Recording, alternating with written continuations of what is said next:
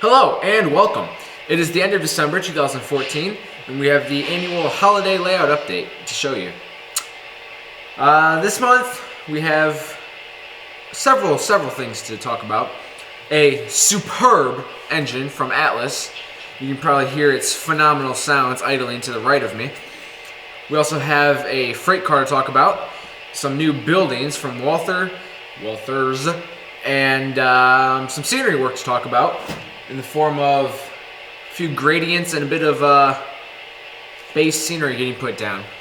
Also, we will showcase a bit of train running, a bit better than I did in some of my previous videos where it was just a bit of back and forth running. This time we'll actually be able to go around a whole loop, which will be very nice. I did have a video that I made with my iPod this morning, but that has some radio music in it and copyrights would frown upon that. So I'm going on a limb here to give you some good quality action.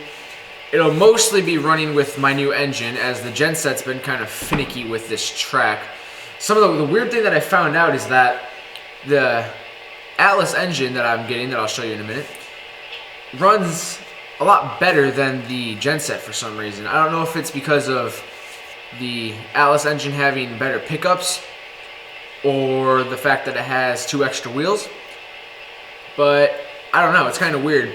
My new engine will run flawlessly around this whole loop, whereas the genset, it'll struggle on some switches around here. I can see, I can count 1 or 2 that it struggles on, and even some joints, so I'll have to look into that. But anyway, without further ado, I've been rambling on here for minute 54 now, about, and let's go right to the layout, so enjoy. I wonder if that smile was a bit too camp at the end. So, first of all, we're going to do my new engine, which is probably what most of you have come here for. I'm going to give you a little bit of a second to take a guess at what it could be as it tries to focus on it, even though it's not going to. The focus when you zoom in on this camera is pretty appalling, so we'll zoom out a little bit, give you a little bit of help. Can you tell what it is yet? Obviously, it says Conrail. Yes, what we have here is an Atlas Master Series Conrail -840 CW. This is a pretty phenomenal engine, considering I got this bad boy for $164 from Wholesale Trains. Now that is pretty phenomenal for a very well detailed and amazingly sounding Atlas -8, considering it lists for about $269 with sound. The detailing on this is very good. You may be able to see, come on. You may be able to see some cab figures in there, I doubt it. Ah, crap. Okay, so that's not gonna work, but come on, focus. There you go. The detailing on this locomotive is pretty phenomenal. Yeah, it's awesome. And now we're gonna let you hear you see it. Now we're gonna let you hear it, because that is probably one of the best parts about this. Now the decoder in this has gone through many different versions. Early versions of the decoders were more great grammar, yes. Early versions of this decoder haven't had the greatest amount of sound. The chugging on it wasn't the best, and that's kind of an important part of a GE locomotive. But now we have updated firmware, so it sounds pretty phenomenal.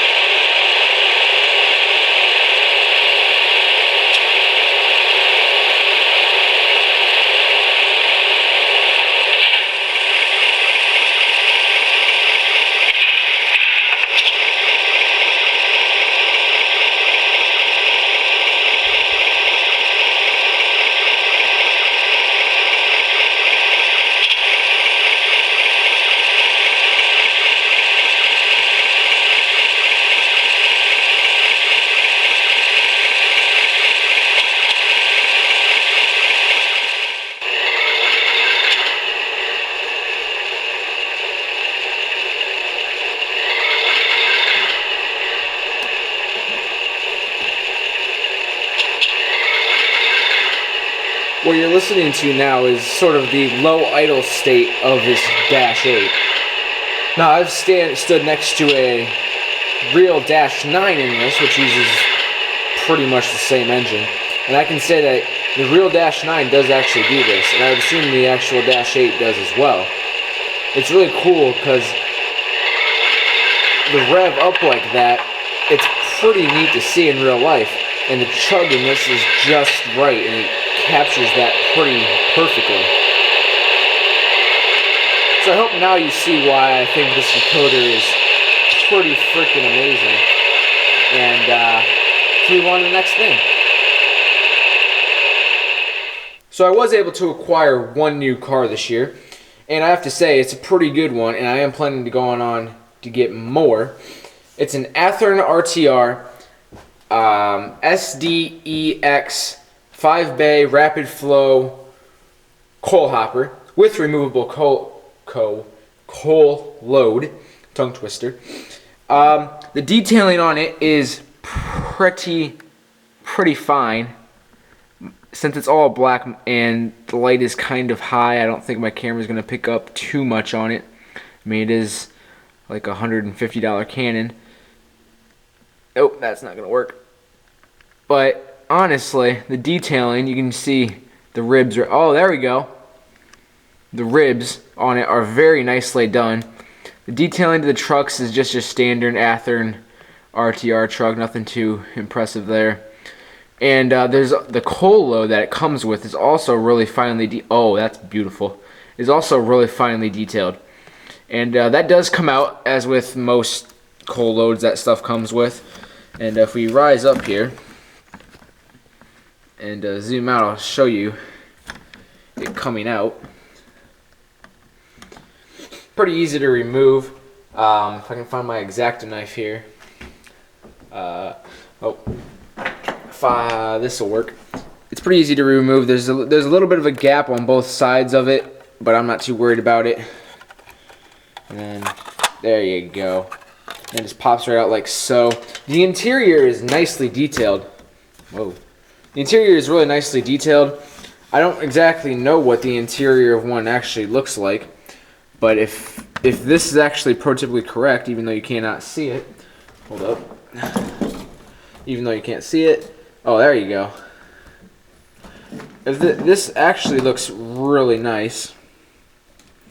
I don't know if it's prototypical, but it looks nice. So yes, very nice car. I am very pleased to own it, and I want to get at least 2 to 4 more, so I can have a small little train from it. I got these from wholesale trains for about 21 bucks, so not too shabby. And they're for really nice RTR cars. SDEX means something. Walk over here and grab my box real quick. Okay, SDEX means Swindle Dressler. Whoever that is, I don't know who that is. Swindle Dressler. I don't know what that company is. If you do know what Swindle Dressler means, please write to me in the comments. I'd love to know. Alright, so probably the most noticeable change to the layout is on this end by the mine. As you can see, we have another piece of foam added and some risers from Woodland Scenics. Now quickly, that lumber thing over there, that'll be raised up to the same height as this foam and those risers, and that's going to be my industry spur to the lumber track right there, which will end up being a little bit shorter. This right here will go down at a steady 2% grade all the way down there, right underneath where my genset is, and it's going to end down there, and we'll head down there in a minute and explain. And then that's going to be the access to my mine. We'll have a set of switches up here, and I'm sorry I didn't have time to draw them out. We'll have a set of switches up here to service 3 tracks for the mine, and then on the top of those 3 tracks there's going to be another switch which will act as a switch back to the lumber mill. Still a work in progress. I got a little bit of track to order. Jesus, I cannot speak today. I'm a little bit short on switches, about 2 or 3 switches short, so we'll get on that and get this together for you guys to show you. So let's go down to the other end of the layout and see the interlocking. So on this end of the layout is the little interlocking I have. I call it CP shrink, simply because we go from 4 tracks to 2 tracks to 1 track, excluding the car shop tracks over there, but we'll get to that later. Basically, we have 4 tracks, like I've said. We have our one main track, which is being occupied by the Dash 8. We have the spur track to the, we have the siding right next to that, which ends up going all the way around the layout and connects by that signal right where we were over before. Then right next to that, where my genset is sitting, is the incline up to the mine, which is unfinished still.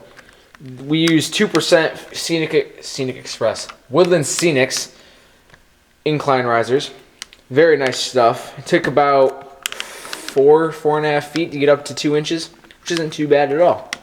Then right next to that, where we've ripped up what used to be a road right there, is the lead back to what will be a 4-track yard back there. That's still work in progress, and that's a very long way down the road unless some money comes along to buy enough track for it. But until then, the yard back there is just a dream. However, the mine track and the siding will be happening in the very near future. Now, as I said, we have a car shop back here as well. That's going to spur off here. I'm going to move that block signal that was right over at the other end of the layout over there. I'm going to move it so that it sits right about here to govern anything coming off of this little lead, you could call it. We don't really need it back in there because all of the movements made on those tracks over there would be under track warrant control, so a signal back there wouldn't really be useful. However, one right here would be useful to govern anything coming off of this track, so I'll move that eventually. Not too worried about it right now.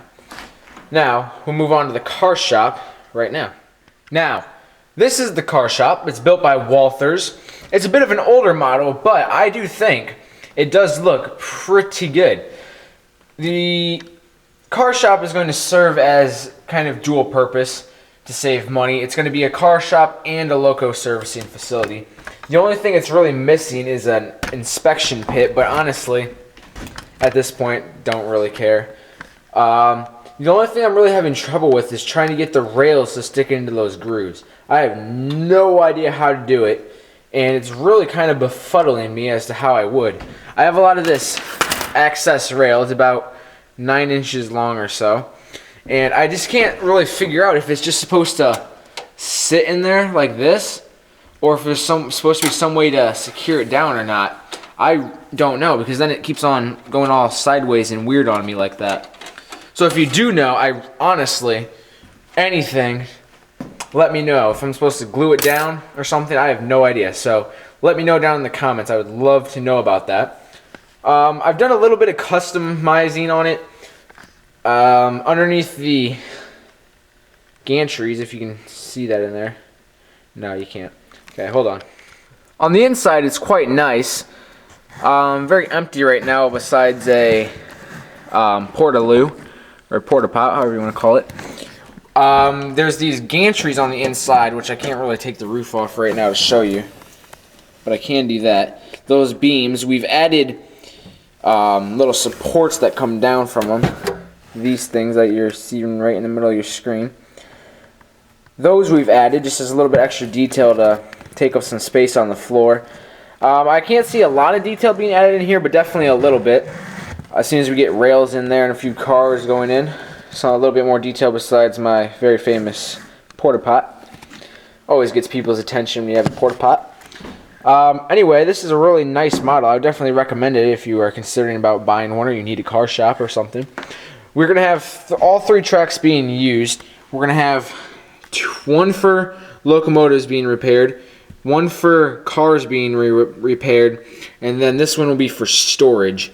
Because as you may know, locomotives. Railroads like to store locomotives, and this would be the track they do it for. So I can definitely see this GP30 being in there, and this office car special units when they're not in use, and we'll get to those later.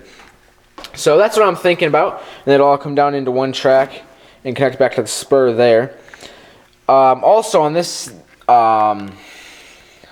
this side of the storage track, once it comes out, since it'll be the longest track, we're going to have fueling and sand racks right in front of it.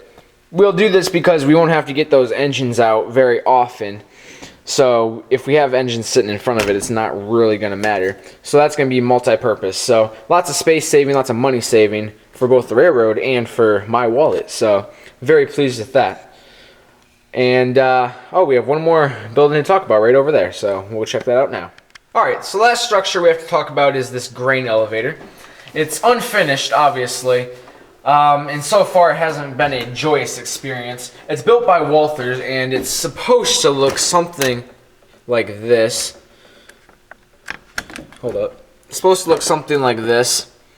And in the end it may, but right now it just doesn't. First of all, it all started going downhill when I didn't have the correct glue. It just would not set up with this plastic, and that made it a real pain. And then, in the midst of all this, having set aside the glass to put in there for the windows, I totally ignored it when I put all four walls together. So as you can see, we have four walls, but there's no windows in there. So that's going to be really swell to try to put windows in that thing. But you know what? I'm up for a challenge. So when I get more glue, we're going to attack that. But right now, it's just kind of sit on the layout with no windows and no real way to unload grain into it, or load grain into it. So, not my greatest experience with the structure right now. Most of it is my fault, but I mean, still, it's kind of annoying. That is going to sit back there where I have that little spur of cork going off. Won't get the most attention.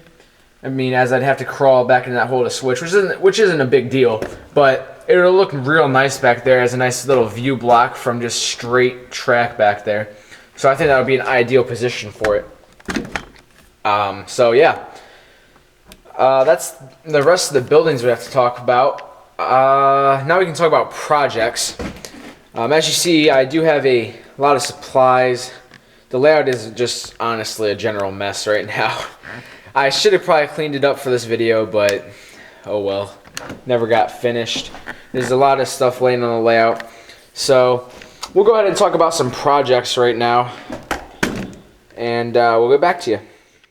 Alright, so the first and probably the biggest project that I want to do is the NSF unit project. It's going to be using these really cheap, basic Ather and RTR F7s or F3s. Can't really tell the difference on them. We have some custom detailing already. We have a prototypical 5-chime horn in its prototypical position. These spark resistors right here, I believe is what they're called, they aren't prototypically accurate for this paint scheme. However, they would go there if this unit had them. Why they're on there, I don't know. I put them on like 2 years ago because I was bored. But I'll probably just keep them on there just to liven up the roof a little bit. What I'm planning on doing with this is installing a decoder. No sound, because to me putting a $100 decoder in a $30 engine just really isn't worth it. So it'll just be some basic NCE decoder. I already have one picked out, just gotta order it. And then we will be adding LED headlight and most likely LED ditch lights. That's something I really want to do with this model since the real one has them. How hard that's going to be to do, I have no idea, but I'm going to give it my best shot. Shouldn't be too hard, just drill out the holes in there and stick a bulb in. I mean, it's a $30 engine, so I'm not worried about it looking fantastic. If I really wanted something to look fantastic, I just save up and buy the brass models of them, which I believe they do have. So, anyway, that's the NSF unit project. I also have a B unit. This one is unpowered, and as you can see, it looks pretty nice as well. So those things look real nice paired up along. Alright, so the only real scenery projects we have going on are over here by my overpass and over there by the mine. They're both kind of stopped right now. I've been focusing more on some track work and actually having an operating layout. which is kind of more important to me than scenery is, as it should be. Things I want to do this, I want to add a different color grass to it to kind of tone down this just flat green. That'll definitely be in the next layout update. I'm going to really try to do that because it just looks so green. I also want to rerun over this asphalt road with another coat of asphalt. Some of the stone is showing through too much, especially back there. Well, I really haven't painted that side yet. Also, the town will be getting a little bit of work done onto it in the next coming weeks. I want to finish up my road crossing over there to the other side and also add the main street through downtown area, which will look very nice. The road through downtown will extend probably across the rest of the layout up to at least the trap door back there. I don't know if it's going to be a road crossing back there. Kind of debating that. Who knows? What I do need your help for, however, is this space back here. There's kind of just nothing really good to go back there. I'm not looking for an industry, just something scenically pleasing to fill that hole back there because I'm kind of stumped on what to do. So if you have any ideas at all, please share them. I'd love to hear them. So, yeah, that's about it. If we come over here, we can take a look that I did finish. Oh, come on. I did finish my scenery back here on this corner of the layout. Just the basic scenery, nothing too fantastic. Just something to hold me over for a little bit before I can add a little bit more to it.